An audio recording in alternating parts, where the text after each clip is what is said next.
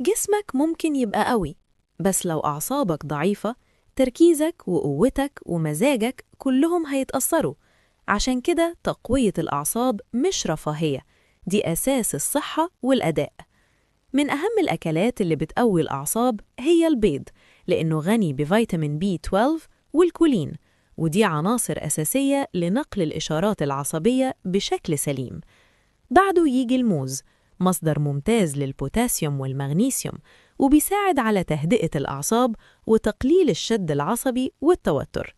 كمان المكسرات زي اللوز والجوز مليانة دهون صحية وأوميجا 3، ودي بتغذي الخلايا العصبية وبتحسن الذاكرة والتركيز. ما ننساش السمك الدهني زي السلمون والسردين، لأن أوميجا 3 فيه بيدعم صحة المخ والأعصاب وبيقلل الالتهابات العصبية.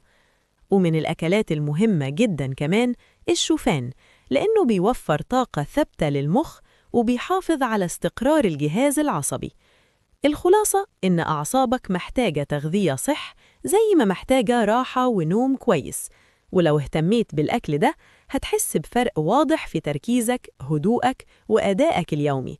ولو حابب محتوى صحي مفيد ما تنساش تشترك في القناة وتفعل الجرس علشان يوصلك كل جديد.